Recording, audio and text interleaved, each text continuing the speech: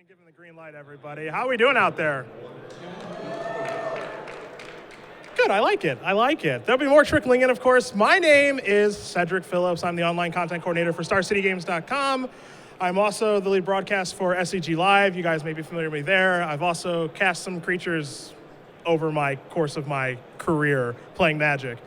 We appreciate all of you guys coming out for this, I guess, historic event. Looks like we're going to break the record here. 4,500 is the record. So you guys are all a part of history, which is pretty awesome, I think. I guess Modern's pretty popular, too, so that'll be fun to watch over the course of this weekend. But you guys aren't here to see me, obviously. You guys are here to see the innovator himself, Patrick Chapin. Our plan, so that you guys know the schedule for this seminar, it's going to be about 2 hours long. We're first going to start with taking your deck building to the next level. Then we're going to take a short break. Then we'll follow that up with basically applying the next level deck building aspects of the book to the Modern format to get you guys ready for tomorrow. Then we'll take another short break, and then we're going to do an awesome Q&A. If you guys have any questions that you do want to ask, tweet away at SCG Live, #Chapin for any of your questions for everybody in the audience as well as everybody at home. And that's pretty much the goal and the plan of this 2-hour session. So it should be a lot of fun. Patrick's going to be up here, someone who I've known for a pretty long time now, have played against him in a lot of tournaments. Great guy. I actually have the honor of working with him since I'm the content coordinator of the website. I get to edit his articles before they go up, before you get to read them. They are awesome. They are lengthy, but they are filled with information. And as someone who's been playing Magic for a long time, just like most of you guys have, I'm kind of a fan first as well. It's kind of crazy to actually get to work with the guy on a weekly basis and see how his mind works, which is a mile a minute, trust me. So without any further ado, someone who I have lost to in many a sanctioned match when he's playing a blue spell, Patrick Chapin.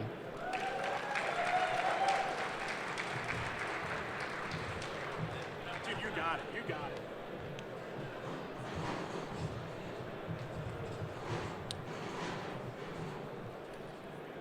Hello. So I hope you'll bear with me a little bit here. I'm kind of new to this whole PowerPoint business. Fortunately, I'm married to a teacher who was able to help construct one and kind of point me in the right direction of some of this stuff. Plus, obviously, these guys helped make it look all nice. So if I'm a little topsy-turvy trying to figure all this stuff out, please bear with me. But mostly, I'm going to try to just drown out the judges whenever they try to make announcements. Apparently about this. So today, I'd like to talk about deck building, at least for this first half, because approaching a format, approaching a tournament like this, the skills you'll use aren't always the same from event to event. Not every format is the same, and not every tournament is the same. But let's see where we're supposed to start here. Product placement. That's the first step, very important. Take your deck building to the next level, available on StarCityGames.com now. Yes, Modern also the topic of today, but I'm pretty sure we're gonna get to the meat soon. Here we go. All right, so today, basically three primary subjects. Attacking formats is gonna be this first half, which is, what are the questions you should ask yourself going into a tournament, going into a weekend, a Friday Night Magic, a PTQ, anything? Followed by breaking Modern. Modern specifically this weekend, and honestly, it's not just Modern, it's also Grand Prix Richmond, because there are gonna be some unique challenges as a result of this being twice as big as any constructed tournament ever. And then finally, deck building technique. It's kind of a fancy way of saying, play 60 cards and, practice shuffling. All right, attacking formats.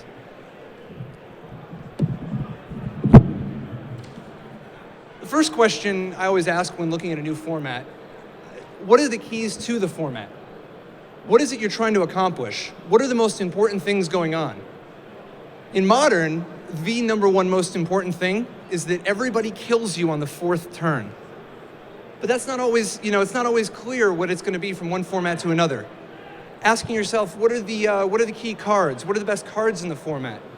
What are the popular strategies? What are the questions that people are asking that need to be answered if you're going to do anything other than, copy the deck of the week? The best cards in the format are not just the best on raw power level. I mean, obviously, Lightning Bolt, Tarmogoyf, and Snapcaster Mage, everybody knows are fantastic cards. But often the best cards are a function of the format. they change. Like Dark Confidant, for instance, often Dark Confidant's considered to be one of the best creatures in Magic. But why is Dark Confidant right now not even that popular in Modern? I mean, it's reasonably popular, but it's not as popular as some of its, some of its casting cost buddies. And the answer is with what is everybody else doing? When people are attacking you very aggressively, Dark Confidant becomes a little worse. But Dark Confidant can be a lot better when nobody can get rid of any creatures. And so, in evaluating what the best cards are in a format, it can't just be raw power level, it can't just be rarity, it can't just be how popular they are. It's got to be how good are they in this particular context. And in order to figure that out, you got to figure out what the parameters are of the format. How fast is the format? How many different decks are there? What are the most powerful things anybody's doing? And that brings us to what the best synergies are. Modern in particular is a place where synergies are king. But even in a format like Standard, synergies make cards that are often considered to be bad cards into the absolute best of cards. Like take Living End, for instance. Not exactly a popular card to just throw into a deck. But when you have an interaction between two cards that makes them more than the sum of their parts, that's the type of stuff we're talking about with synergies. But it isn't even just, game-winning combos. It's also just little things like, for instance, Snapcaster Mage doesn't have synergy with Rest in Peace. If you use one, it makes the other worse. When you're putting together a deck for a new tournament, you want to ask yourself if any of your cards make your other cards worse. And if you've got cards that can make your other cards better. In looking at a format like Modern, things like Arcbound Ravager, Kiki Jiki, and Living End, they go a long way towards defining what it is that people are doing. What are the powerful things people do? Because one of the most important things for something like this is having an answer to all of those popular things. You can't always just have better cards than the other person. Sometimes you have to use cards that are not as good in order to break up a combination, in order to break up a synergy. Like Arcbound Ravager, Kiki Jiki, Living End, the things that are good against them are cards that are often considered to be not very good on their own. Like against Arcbound Ravager, you gotta use a card like perhaps Stony Silence, which is just pretty terrible to just put in your deck. Or Kiki Jiki using something like Torpor Orb. Or Living End using something like Rest in Peace. The way to combat synergies is often with narrow, focused answers. And that's why you have to ask yourself, what are the synergies people are really using? What is it? Who is the enemy I'm trying to beat? Good cards you can often beat by just doing something really unfair, or having a plan so that you throw your good cards at them, they throw your good cards at you, and then eventually you have some trump. You have some big plan that's going to put you ahead. Whether it's Sphinx's Revelation to draw cards, or Threads of Disloyalty to steal a creature. I apologize too. My wife is not without a sense of humor, apparently. So what are the decks? What are the fastest decks in the format? This comes back to the defining the parameters. If people are killing you on the fourth turn, well, you have to be able to stop them from killing you unless you're going to try to win by the fourth turn too. And even if you're going to try to win by the fourth turn, you're going to be on the draw half the time, And that's why, if you look at a format like Modern, half the decks, the combo decks that kill on the turn 4, some of them have some way to slow people down, whether it's a little bit of permission, tap a key blocker or a key attacker, whether it's some discard spell. You have to have some way to slow them down, or at least have chances of being faster. Like a deck like Storm, for instance, has cards like Goblin Electromancer in order to be able to go off even faster, maybe kill on turn 3 sometimes. But knowing what it is you have to be capable of is vital before you can even begin to build a deck for a format. I can't even tell you how many decks people ask about. They're like, oh, I want to try my giant tribal deck, when it's like, what are giants doing for you when everybody else is killing you on the fourth turn in this format? Now, by contrast, obviously Standard right now is nothing like that at all. And if you come up with a deck that consistently can do some big combo on the fifth turn, well, that's a really big deal in Standard. Nobody wins on the fifth turn in Standard normally. Is this serious, by the way? The other half of that is what are the most powerful endgames in the format. people have, when you're looking at a format, we often say, are you trying to be faster than somebody else, or are you trying to be bigger than them? And what they mean by bigger is your plan eventually going to be to do something so powerful that they can't beat you? A good example of this in Standard is Sphinx's Revelation. No matter what the other person's doing, most of the time, if you cast Sphinx's Revelation, you're going to be bigger than them. You're going to do something that's so powerful that regardless of how your cards specifically match up, you're going to win just on the strength of that end game. There are a lot of different ways you can win an end game that way, though. You could have a combo that wins the game outright, like so many people do in Modern. But sometimes it's just just a question of having something like a powerful Planeswalker, or some big 5 or 6 casting cost creature. Sometimes if you just throw a bunch of Thundermaw Hellkites at somebody, if they were just playing with a bunch of 2 and 3 casting cost green-white creatures, they're not going to be able to beat it.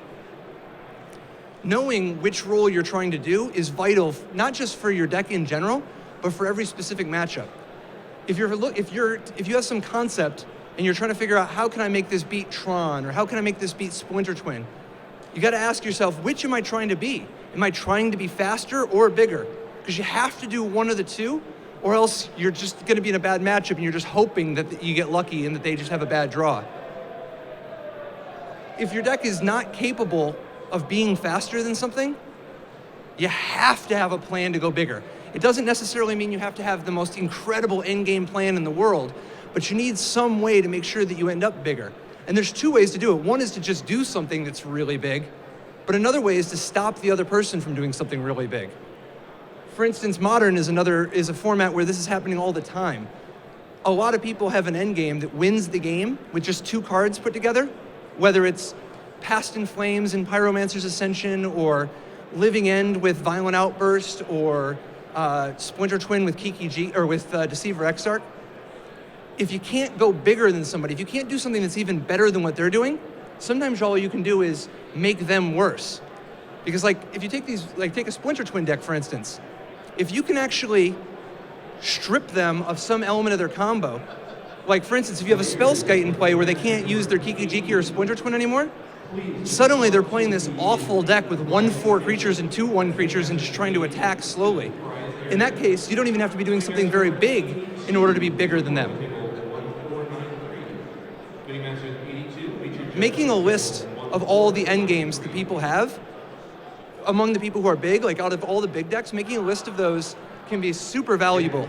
Sometimes you're going to have a format like Modern where there's 15 different decks, so the list becomes exhaustive, but sometimes it'll be like Standard, where there's just 2 or 3 decks people are playing, or maybe 4 or 5 decks. How much bigger do you have to be than a mono black deck that's trying to make you discard cards? I mean, you have to have a plan. How are you not going to lose to Desecration Demon? How are you not going to lose to the card advantage of Underworld Connections? But knowing this question, asking this question at all, puts you on the right track, so you're actually thinking about what questions, thinking about what ways to beat them. The popular strategies in a format are not just what people have been playing recently. I mean, that's a big clue, that's a big indicator, but generalizing how many people are playing combo decks, how many people are playing aggro decks, how many people are playing control.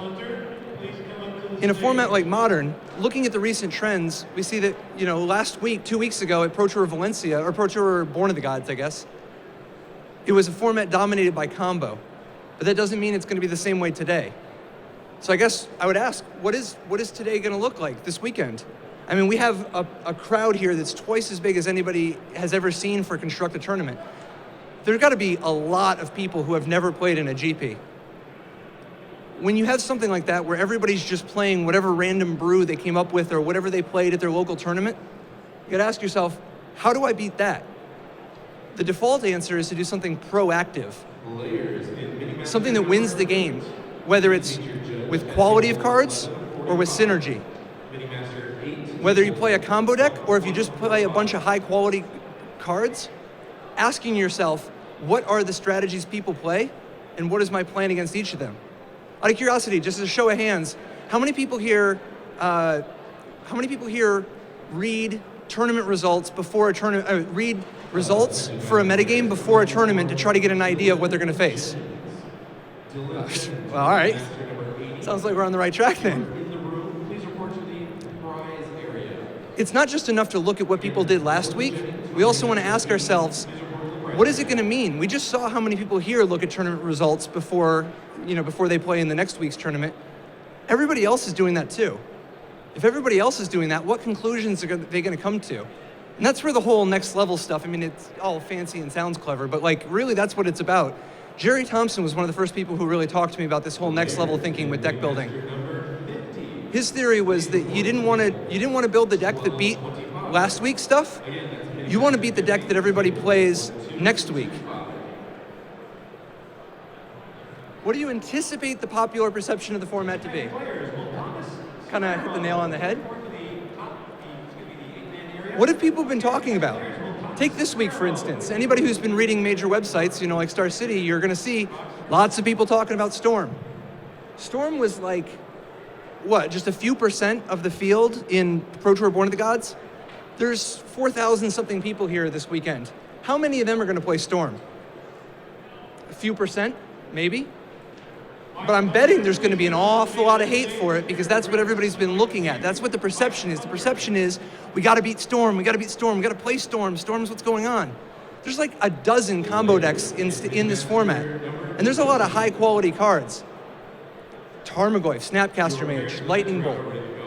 Asking yourself what the perception is going to be is really informative for making your decisions. Like if you're deciding between 3 decks and one of them is better against combo, but one of them is better against decks that beat combo, I mean, it'd be real tempting to play the deck that's good against combo because of last week or 2 weeks ago.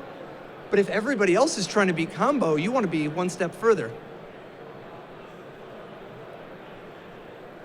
And that's how we end up back at the actually attacking the format that is going to exist, Like what is the accepted wisdom? How do people think it goes? If everybody thinks a certain deck beats Storm, that deck's going to be more popular regardless of how good it really is. This week, Tron is going to be, nobody's even aiming at it because it performed horribly. But it's not just enough to be like, oh, nobody played Tron before, so now nobody's going to have hate. Tron is weak to things like Stony Silence and Blood Moon, and people are going to play those anyway. Figuring out what questions other people are going to be asking is like at the core of attacking a format. We don't have time to test every single matchup for every single tournament. Often you end up in a spot where you're like, well, unfortunately, I can't just play Magic 12 hours a day. I've got to actually do things like go to work or go to school or raise children or, ever sleep. And in spots like this, you got to pick what are the matchups you're actually going to look at. What are the matchups you're actually going to test? Like how many days do you have to test? 1, 2? Whatever it is how much you have. But that's why you want to make the most of it by testing the extremes. You want to look at what is the fastest combo deck? What is the fastest beatdown deck? What is the control deck that has the biggest endgame?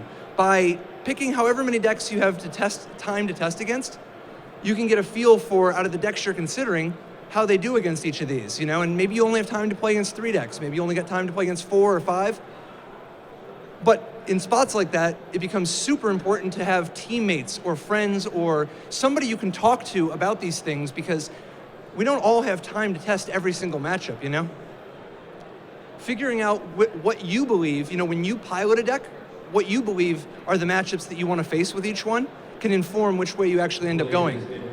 And I'd be very, very careful about just trusting results that somebody says, oh yeah, the win percentage at this Pro Tour was this, or at this SCG Open was this. Every pilot is different. Every tournament is different in terms of what people are playing, what decks, and to what degree. Plus, sometimes changing 2 sideboard cards completely changes it. And that's why you got to trust your own results. And it can be really tough because it is so tempting to just want to believe whatever people on websites tell you or believe whatever it is people are talking about on Twitter or Facebook. But you have to be able to go with your own gut. You have to be able to trust the results you're getting. You're often going to be wrong, but you'll get better at predicting. Beating the best cards is often a function of doing something better synergistically. We talked about this with how do you beat Tarmogoyf? You're not going to make a creature better than Tarmogoyf. In that spot, having a strategy that actually is more than the sum of the parts is the most common way, but you can also beat another good stuff deck, another deck of fair cards, just by playing with cards that are a little bit bigger, cards that let you spend a little bit more mana doing something more powerful. Synergies, wow, this is slightly disturbing. This is Sam Black. As we've already touched on beating the best synergies, but honestly, this is a weekend where you definitely want to be able to beat the best synergies.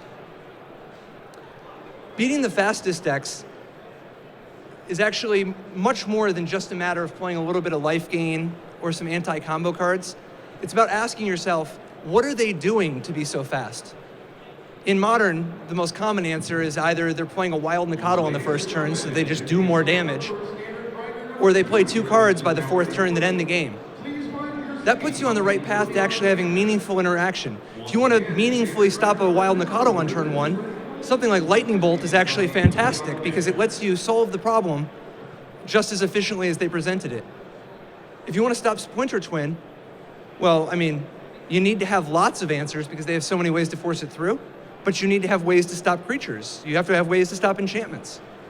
Asking these questions puts us on the track to actually being able to identify things like, yes, having a Path to Exile is really good against Splinter Twin, whereas if we just, if we use Mind Rot and make our opponent discard 2 cards, what have we even done? They've got 6 cards in their hand and they only need 2 to beat us. Beating the biggest decks is kind of the opposite way. If you can't be bigger than somebody, you got to go underneath them. And like before when we talked about if you break up somebody's combo, they end up pulled way down. Well, for a lot of the big decks, like any deck that Wafo has ever played in his life, you can either try to just race him, or you can just find a weak spot. You find a spot where, like for instance, he often is going to have to tap out to cast Sphinx's Revelation, or spend a lot of mana for a Celestial Colonnade and be temporarily without a way to protect himself. Once you've identified what these weak spots are in a popular big deck, then you can prey on that. All right, I'm going to be back in just a couple minutes. We're going to take about a 2-minute break, and then we're going to be tackling Modern specifically. Because this weekend is outside of just being a huge tournament, is an opportunity because Modern has not yet got to the spot that something like Legacy has or Standard in terms of people figuring out what's even going on. I mean, we're at a spot right now in Modern where it seems like the results of this tournament are going to be radically different than they were 2 weeks ago, and they even have the same ban cards, the same rules. So I'll see you guys back here in 2 minutes, and then we're going to be doing a question and answer thing, and specifically, and one more thing, I definitely recommend being here in about 3 minutes because there's going to be an opportunity to seize that I would definitely grab if I were you. Thanks.